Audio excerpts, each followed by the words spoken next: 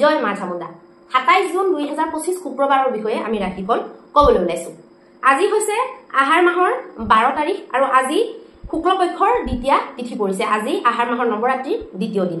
আজিৰ পৰা আকৌ জগন্নাথৰ ৰথযাত্ৰা আৰম্ভণি হৈছে। গতিকে আমি সকলোৱে জগন্নাথ ৰথযাত্ৰা যাতে ভালে ভালে হয় তাৰ কাৰণে মনত শুভকামনা ৰাখিব লাগে আৰু জগন্নাথ বাবাক প্ৰাৰ্থনা কৰিব লাগে যাতে আমাৰ জীৱনৰ সকলো সমস্যাসমূহ মুখিমূৰ হৈ যায় আৰু আমি ভালকৈ আগুৱাব পাৰো। আজি নক্ষত্ৰ থাকিব পুনৰ্বসু নক্ষত্ৰ 7:23 পুৱালৈকে, তাৰ পিছত পৰিব পুষ্য নক্ষত্ৰ। আৰু আজি কৰণ থাকিব কৌলভ কৰণ আৰু তৈতিল কৰণ আৰু যোগ থাকিব ব্যাঘাত যোগ। আজি দিনটোত যিসকল শিশু জন্মগ্ৰহণ কৰিব তেওঁলোকৰ জন্ম ৰাশি বা চন্দ্ৰ ৰাশি হ'ব কৰ্কট ৰাশি। আৰু আজি দিনটোত অভিজিত মুহূৰ্তটো থাকিব 11:56 আগবেলাৰ পৰা 12:51 দুপৰীয়ালৈকে আৰু ৰাহুকালটো থাকিব 10:39 পুৱাৰ পৰা 12:23 আৰু আজি পশ্চিম দিশত দিশকুলটো থাকিব। আজি দিনটোত যিসকল কন্যা পুষ্পিতা হ'ব তেওঁলোকৰ তুলনি বিয়াৰ যোগ হ'ব বেইছা যোগ। এতিয়া আহকচোন আমি মেষৰ পৰা মীনলৈকে প্ৰত্যেকটো ৰাশিৰ ফল জন্ম ৰাশি বা চন্দ্ৰ ৰাশিৰ আধাৰত নিৰ্ণয় কৰিম। ভিডিঅ'টো শেষলৈকে চাবলৈ নাপাহৰিব, কাৰণ শেষত আমি কিবা এটা নহয় কিবা এটা জন্ম পুষ্টিৰ লগত জড়িত, পূজা পাঠ ধৰ্ম আধ্যাত্মৰ লগত জড়িত কিবা নহয় কিবা সদায় আলোচনা লৈ আহোঁ। এতিয়া আহকচোন প্ৰথমতে আমি মেষৰ কাৰণে আলোচনা কৰি লম। মেষৰ কাৰণে আজি আপোনালোকে জীৱনৰ যিটো দৃষ্টিকোণ সেইটো অকণমান সলাবলগীয়া হ'ব পাৰে। এনে চব ঠিকে আছে, কিন্তু কিছুমান কথা সাল সলনি কৰি ল'লে অকণমান নিজৰ কাৰণেও ভাল হয়, সমাজখনত চলিবলৈও ভাল হয় আৰু লোকৰ কাৰণেও সুবিধা হৈ যায়। কাৰণ চাওক, সমাজ জগত এইখন সলনি কৰাটো সম্ভৱ নহয়। গতিকে আমি সদায় সলনিৰ যিটো ঢৌ সেইটো নিজৰ ঘৰৰ পৰা প্ৰথম নিজৰ পৰা আৰম্ভ কৰিব লাগিব। তেতিয়া দেখি পেলাই বহুতে অনুকৰণ কৰাৰ এটা সম্ভাৱনা থাকে। গতিকে আপোনালোকে সেইটো দৃষ্টি দিব আৰু স্বাস্থ্য সম্বন্ধীয় একো সমস্যা আজি আপোনালোকে নেপাব। ধনৰ দিশটো অত্যন্ত মজবুত, পৰিবাৰৰ মধ্যত আপোনালোকৰ শান্তি থাকিব। প্ৰেমৰ ক্ষেত্ৰত অত্যন্ত মজবুত স্থিতি দেখা গৈছে। প্ৰেমিক প্ৰেমিকাৰ আজি যদি কিবা প্ৰব্লেমো যদি চলি আছিল এইকেইদিনত আপোনালোকৰ আজি মিলন হোৱাটো দেখা গৈছে। ব্যৱসায় বাণিজ্যৰ ক্ষেত্ৰতো আপোনালোকে যেনেকৈ বিচাৰে তেনেকুৱা ধৰণৰ ফল পাব পাৰিব। বৈবাহিক জীৱনৰ ক্ষেত্ৰত উন্নত মানদণ্ডৰ ফল আপোনালোকে পাব পাৰিব আৰু ইজনে সিজনক ছাপোৰ্ট দি পেলাই জীৱনৰ সঁহাৰি আগবঢ়াই আগুৱাই লৈ যাব। আজি আপোনালোকৰ ভাগ্যাংকটো হ'ব 7 নম্বৰ। এতিয়া আহকচোন আমি বৃষ ৰাশিৰ বিষয়ে আলোচনা কৰিম। বৃষ ৰাশিৰ কাৰণে আজি আপোনালোকে নিজৰ কৰ্ম জীৱনৰ লগত জড়িত বা কৰ্ম যিটো আপোনালোকৰ ধৰক আজীৱিকা শেষ কৰিব নিজৰ কামবিলাক। তাৰপিছত হয়তো মনোৰঞ্জন, হয়তো নিজৰ কিবা এটা ভাল লগা কামত আপোনালোকে সময় অকণমান আজি দিব। তেতিয়া আপোনালোকৰ কাৰণে খুব ভাল হ'ব। আজি আপোনালোকে মন পচন্দ কাম কৰিলে আপোনালোকৰ মন মস্তিষ্কৰ কাৰণে খুব বেছি ভাল হ'ব। আপোনাৰ যদি বিদেশত যদি মাটি বাৰী আছে তেতিয়াহ'লে আজি ভাল দামত বিক্ৰী হোৱাৰ সম্ভাৱনা দেখা গৈছে বা যিকোনো মাটি ৰিলেটেড কামবিলাকত আজি ভাল দেখুৱাইছে। আজি ধনৰ দিশটো মজবুত, ধনৰ প্ৰাপ্তি হ'ব পাৰে। স্বাস্থ্য সুন্দৰ দেখুৱাইছে। পৰিবাৰ মধ্যত শান্তি বনি থাকিব। প্ৰেমৰ ক্ষেত্ৰত খুব ভাল দেখুৱাইছে। ব্যৱসায় বাণিজ্যৰ ক্ষেত্ৰতো উন্নত মানদণ্ডৰ ফলাফল দেখিবলৈ পাব আৰু বৈবাহিক জীৱনৰ ক্ষেত্ৰত খুব ভাল দেখা গৈছে। আজি আপোনালোকৰ ভাগ্যাংকটো হ'ব 6 নম্বৰ। এতিয়া আহকচোন আমি মিথুন ৰাশিৰ বিষয়ে আলোচনা কৰিম। মিথুন ৰাশিৰ কাৰণে আজি আপোনালোকে অকণমান ভাবুক হৈ থাকিব, অকণমান আৱেগিক হৈ থাকিব। কিছুমান সৰু সৰু কথাক লৈ হওক লাগিলে আপোনালোকৰ আৱেগ অনুভূতিবিলাক ভাৱনাবিলাক আজি বেছিকৈ উভৰি আহিব আৰু সেইবিলাকত অকণমান অংকুশ লগাবলৈ কোনোবাই চেষ্টা আপোনালোকৰ চলাব পাৰে। পৰিয়ালৰ সদস্য বা প্ৰেমিক প্ৰেমিকাও হ'ব পাৰে। আজি আপোনালোকে জীৱন সংগী কিছুমান এনেকুৱা কথা ক'ব পাৰিব যিবিলাক নেকি বহু দিনৰ পৰা কম বুলি ভাবি আছে, বা যিকোনো কথা আজি জীৱন সংগীৰ লগত শ্বেয়াৰ কৰাটো ভাল হ'ব। আজি আপোনালোকৰ স্বাস্থ্যটো বৰ এটা ঠিকে নাথাকিব। ধনৰ দিশটো মধ্যম দেখুৱাইছে। পৰিবাৰ মধ্যত বৰ এটা বিশেষ শুভ নাই দেখুওৱা। প্ৰেমৰ ক্ষেত্ৰতো আজি বৰ এটা বিশেষ ভাল নাই দেখুওৱা। ব্যৱসায় বাণিজ্যৰ ক্ষেত্ৰতো যেনেকৈ আপোনালোকে বিচাৰিছে তেনেকুৱা ফল নোপোৱাৰ বাবে হতাশ আপোনালোকে হ'ব লগা হ'ব পাৰে। বৈবাহিক জীৱনতো বৰ বিশেষ ভাল বুলি ক'ব নোৱাৰি। আজি আপোনালোকৰ ভাগ্যাংকটো হ'ব 4 নম্বৰ। এতিয়া আহকচোন আমি কৰ্কট ৰাশিৰ বিষয়ে আলোচনা। আপোনালোকৰ মনত যদি ভয় সোমাই আছে সেই ভয়ে আজি আপোনালোকক আমনি কৰিব পাৰে। সকাৰাত্মক বিচাৰধাৰাৰে আগবাঢ়িবলৈ চেষ্টা কৰিব। ভয়বিলাক এনেকুৱা ভয়বিলাক যিবিলাক ধৰক আমাক আমনি কৰি আহিছে বা আগলৈকো আমনি কৰিব, সেইবিলাক কি নিজে বনাই লোৱা। জন্মগত আমি অকল দুটাই ভয় পাওঁ, এইটো বহুতে নাজানিব পাৰে। আমাৰ ওপৰৰ পৰা পৰাৰ ভয়টো থাকে জন্মতে, আৰু বেছিকে চাউণ্ড হোৱাটোত ভয় খায় মানুহে। এই দুটা বস্তুতে এটা কেঁচুৱাই ভয় লৈ আহে। তাৰ বাকী যিবিলাক হয় আমাৰ জীৱনৰ সেইবিলাক চব পিছত আমাক শিকোৱা হয়। আমি নিজে শিকি লওঁ বা নিজে আমি লৈ লওঁ। সেইবিলাক আচলতে নাথাকে, নৰ্মেলি আমাৰ জন্মতে সেইটো নাথাকে। গতিকে এই বস্তুবিলাক অকণমান ফ'কাছ দিব। স্বাস্থ্য ক্ষেত্ৰত অকণমান কেয়াৰ ল'ব। ধনৰ দিশ আজি মজবুত। আজি যদি নিৱেশাদি কৰে ভাল ফল পাব পাৰিব। পৰিবাৰ মধ্যত শান্তি সমৃদ্ধি বনি থাকিব। প্ৰেমৰ ক্ষেত্ৰতো খুব ভাল দেখুৱাইছে আৰু ব্যৱসায় বাণিজ্যৰ ক্ষেত্ৰত আজি মনো মোতাবিক আপোনালোকে ফল পাব পাৰিব। বৈবাহিক জীৱনত ইজনে সিজনৰ লগত আজি হাঁহি ধেমালিৰে সময় অতিবাহিত কৰিব পাৰিব। আজি আপোনালোকৰ ভাগ্যাংকটো হ'ব 7 নম্বৰ। আমি সিংহ ৰাশিৰ বিষয়ে আলোচনা কৰিম। সিংহ ৰাশিৰ কাৰণে আজি আপোনালোকৰ নিজকে বেছি অভাৰ কনফিডেন্সত ৰাখি আছে, তেতিয়াহ'লে সেই বস্তুটোৱে আপোনালোকক আজি প্ৰব্লেম কৰিব। আজি ঘৰৰ ডাঙৰৰ কথা অকণমান শুনিব লাগিব। ঘৰৰ কোনোবা ডাঙৰ সদস্যই আপোনালোকক পইচা কেনেকৈ ৰাখিব লাগে, পইচা কেনেকৈ ছেভিংছ কৰিব লাগে বা খৰচ কমাই কৰিব লাগে, এইবিলাকৰ ওপৰত আপোনালোকক লেকচাৰ আজি শুনাব পাৰে। আজি আপোনালোকে বেলেগৰ উপদেশ লোৱাটো পইচা পাতিৰ ক্ষেত্ৰত ভালে হ'ব, বেয়া নহয়।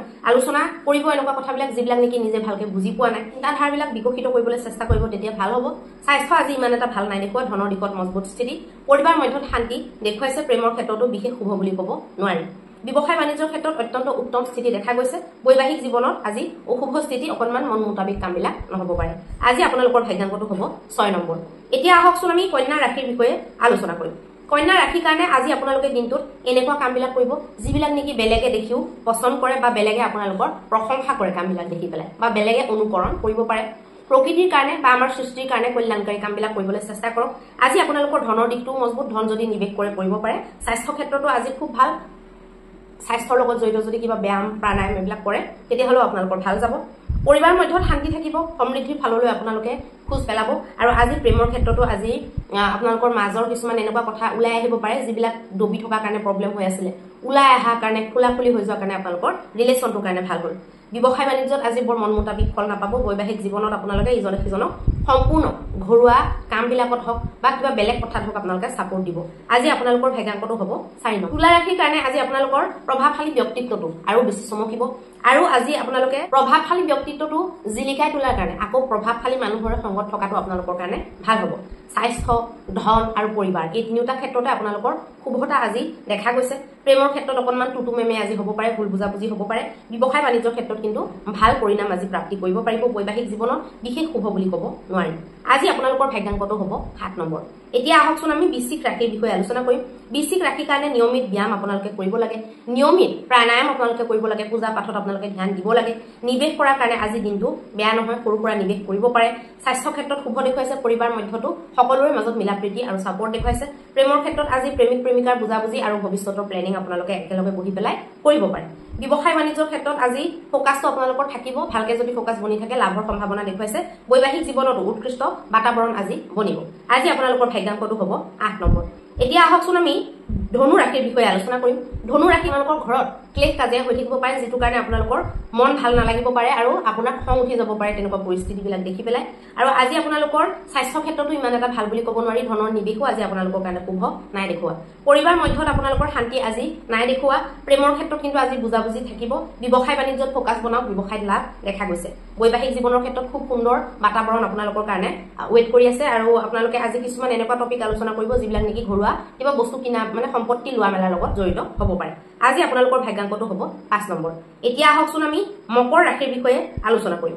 মকৰ ৰাশিৰ কাৰণে আজি আপোনালোকৰ মানসিক স্থিতিটো সুন্দৰ কৰি ৰাখিব। মানসিক স্থিতি যদি সুন্দৰ হৈ থাকে দিনটো ভালেৰে যাব।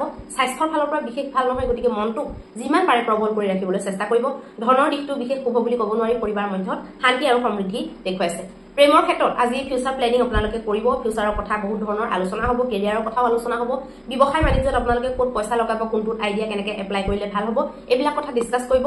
গ্ৰুপত ডিছকাছন যদি আপোনালোকে কৰিম বুলি ভাবিছে কৰিব পাৰে। বৈবাহিক জীৱনত আজি ঘৰুৱা কামবিলাকৰ মাজেৰে আপোনালোকে সময়টো পাৰ কৰিব, কিন্তু ৰাতিলৈ অকণমান ইটোৱে সিটোলৈ হাজবেণ্ড ৱাইফৰ কাৰণে সময় উলিয়াব আৰু নিজৰ কথাবিলাক আপোনালোকে ডিছকাছ কৰিব পাৰিব। আজি আপোনালোকৰ ভাগ্যাংকটো হ'ব 5 নম্বৰ। এতিয়া আহকচোন আমি কুম্ভ ৰাশিৰ বিষয়ে আলোচনা কৰিম। কুম্ভ ৰাশিৰ কাৰণে আপোনালোকে সপোনৰ দুনিয়াত যদি থাকে বাহিৰলৈ ওলাওক, প্ৰেক্টিকেল হ'বলৈ চেষ্টা কৰক। যিমানে বেছিকৈ সপোনত থাকিব সিমানেই পটককৈ সপোনটো যেতিয়া ফাটি যোৱা যেন লাগে, ভাঙি যোৱা যেন লাগে, তেতিয়া আপোনালোকৰ বেছি সমস্যা হ'ব পাৰে। উৎসাহটো আপোনালোকে কেতিয়াও নেৰিব, উৎসাহেৰে আপোনালোকে জীৱনত আগবাঢ়ি যাওক। জীৱনত যিমানবিলাক সমস্যা আহে সেইবিলাক নিজেই যুদ্ধ বুলি ভাবি পেলাই যুদ্ধত পৰাজয় হোৱাৰ ভয়টো মনত যেনেকৈ ধৰক মানুহৰ থাকে, তেনেকৈ জীৱন যুদ্ধত পৰাজয় হোৱাৰ ভয়তো আপোনালোকে ভালকৈ লাগি ভাগি পাৰ হৈ যাবলৈ চেষ্টা কৰক। ধনৰ দিশ মজবুত, আজি আপোনালোকে যদি নিৱেশ কৰিম বুলি ভাবে কৰিব পাৰিব। পৰিবাৰ মধ্যতো শান্তি, প্ৰেমৰ ক্ষেত্ৰতো ভ্ৰমণ আদিৰ সম্ভাৱনা দেখুৱাইছে। ব্যৱসায় বাণিজ্যত মধ্যম দেখুৱাইছে আৰু বৈবাহিক জীৱনত ইজনে সিজনৰ কাৰণে কিছুমান সুখী মুহূৰ্ত আপোনালোকে উলিয়াব পাৰিব আৰু ইজনে সিজনক সুখ বিলাব পাৰিব। আজি ৰঙৰ মুহূৰ্তও আপোনালোকে দুইজনে আলোচনা কৰিব বা বুজিবলৈ চেষ্টা কৰিব বা আপোনালোকৰ জীৱনৰ ৰংবিলাকৰ কথাও পাতিবলৈ চেষ্টা কৰিব। আজি আপোনালোকৰ ভাগ্যাংকটো হ'ব 3 নম্বৰ।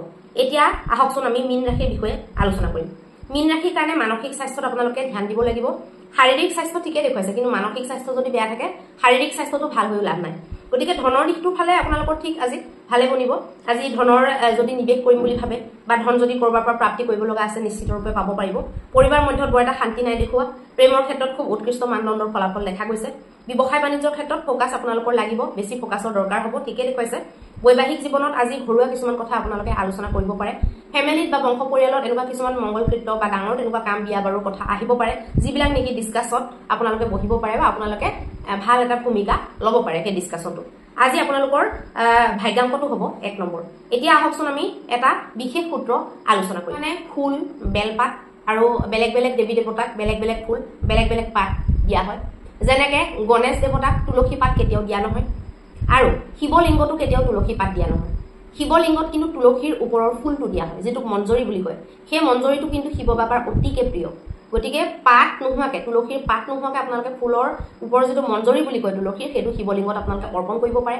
শিৱলিংগত আপোনালোকে দুবৰি বন অৰ্পণ কৰিব পাৰে কুশবন আপোনালোকে অৰ্পণ কৰিব পাৰে বেলপাতটো প্ৰধান আপোনালোকে সকলোৱে জানে বেলপাতটো আপোনালোকে গণেশ বাবাকো অৰ্পণ কৰিব পাৰে মহাকালী মহাসৰস্বতী মহালক্ষ্মী যিকোনো ৰূপকে আপোনালোকে বেলপাত অৰ্পণ কৰিব পাৰে লগতে আপোনালোকে শিৱ বাবাকটো বেলপাতটো কম্পালসৰি তাৰ উপৰিও আপোনালোকে গণেশ বাবাক আপোনালোকে দুবৰি বন অৰ্পণ কৰিব পাৰে আৰু শিৱ বাবাকো আপোনালোকে দুবৰি বন অৰ্পণ কৰিব পাৰে লগতে আপোনালোকে পান পাতটো পানৰ যেটো পাত হেতু আপোনালোকে প্ৰত্যেকজন দেৱী দেৱতাকে অৰ্পণ কৰিব পাৰে কুবেৰকো দিব পাৰে গণেশকো দিব পাৰে লক্ষ্মী মাকো দিব পাৰে কালী মা দুৰ্গা মা সকলোকে আপোনালোকে পান অৰ্পণ কৰিব পাৰে লগতে আপোনালোকে পানৰ লগত যিবিলাক খাই ইলাচি দালচেনি লং এনেকুৱা ধৰণৰ বস্তুবিলাকো আপোনালোকে প্ৰত্যেকজন দেৱী দেৱতাক অৰ্পণ কৰিব পাৰে তামুল পানো আপোনালোকে প্ৰত্যেক গৰাকী দেৱী দেৱতাক অৰ্পণ কৰিব পাৰে বেলপাতটো এনেকুৱা এটা পাত যেটো প্ৰত্যেক দেৱী দেৱতাকে অৰ্পণ কৰিব পাৰে আৰু দুবৰি বনটো প্ৰত্যেককে প্ৰায় অৰ্পণ কৰিব পাৰে কোন বুলিলে কৰিব পাৰে কিন্তু নৰমালি দুবৰি বনটো গণেশ বাবাক দিয়া হয় আৰু শিৱ বাবাক দিয়া হয় গতিকে এই ফুলৰ ভিতৰত ধৰক ৰঙা ফুলটো আপোনাৰ ৰঙা জবা ফুলটো দেৱী মাকো দিয়া হয় গণেশ বাবাকো দিয়া হয় লক্ষ্মী মাকো দিয়া হয় কুবেৰকো আপোনালোকে দিব পাৰে সৰস্বতী মাকো দিব পাৰে কাকো হেতু বাধা নাই সকলোকে আপোনালোকে দিব পাৰে ৰঙা জবা ফুলটো কিন্তু নৰমালি বগা ফুলটো মানে শিৱ পূজাৰ কাৰণে বেছি ভাল বগা ফুল হালধীয়া কৰবি ফুল বগা কঠনা তগৰ এইবিলাক আৰু গোলাপ ফুল তাৰ পিছত আপোনাৰ ধতুৰাৰ ফুল আৰু আকন গছৰ হালধীয়া আপোনাৰ কৰবি ফুলটো গণেশ বাবাকো আপোনালোকে অৰ্পণ কৰিব পাৰে হালধীয়া কৰবি ফুলটো শিৱ বাবাক অৰ্পণ কৰিব পাৰে লক্ষ্মী মা সৰস্বতী মা সবকে আপোনালোকে হেতু অৰ্পণ কৰিব পাৰে গোলাপ ফুলটো সকলোকে পাৰে অৰ্পণ কৰিব পদুম ফুলটো আপোনালোকে সকলোকে অৰ্পণ কৰিব পাৰে তাৰ পিছত স্পেশালি আপোনালোকে কালী মা আৰু দুৰ্গা মা আপোনালোকে অপৰাজিতা ফুলটো অৰ্পণ কৰিব পাৰে শিৱ বাবাকো আপোনালোকে অপৰাজিতা ফুলটো অৰ্পণ কৰিব পাৰে আৰু সৰস্বতী মা নীল সৰস্বতীকো আপোনালোকে অপৰাজিতা ফুলটো নীলা বা বেঙুনীয়া অপৰাজিতা আপোনালোকে অৰ্পণ কৰিব পাৰে এইবিলাক খালি গণেশ বাবাক তুলসী পাতটো কেতিয়াও অৰ্পণ কৰিব নালাগে আৰু বিষ্ণু দেৱতাক তুলসী পাত সদায় অৰ্পণ কৰিব লাগে এইকিটা পাত আৰু ফুলৰ বিষয়ে কিছুমান সৰু সৰু কথা মানুহে নাজানিব পাৰে বুলিহে মই আজি জনাই দিলো আজি মহা উপায়টো আপোনালোকক মই দিলো আজি মহা উপায় আজি শুক্ৰবাৰৰ দিনা আপোনালোকে মন্দিৰত ঝাৰু দান কৰিব পাৰে ঝাৰু দান কৰি পেলাই ইমান ডাঙৰ মান চাকি এগজত আপোনালোকে ঘিউৰ বা তেলৰ চাকি এগজ ঘিউৰ হলে বেছি ভাল ঘিউৰ চাকিত আপোনালোকে এটা লং এটা ইলাচি আৰু অকনমান সৰিয়হ বগা সৰিয়হ মানে যেটো ইয়েলো কালাৰৰ সৰিয়হটো আপোনালোকে দিব পাৰে আৰু তাত অকনমান ভীম চেনি দেশী কৰ্পূৰ আপোনালোকে দিব পাৰে তাৰ পিছত সেই চাকি গজ আপোনালোকে প্ৰজ্বলিত কৰি দিয়ক ঝাৰু এডাল দান দি দিয়ক অত্যন্ত শুভ ফল লাভ কৰিব পাৰিব ধন্যবাদ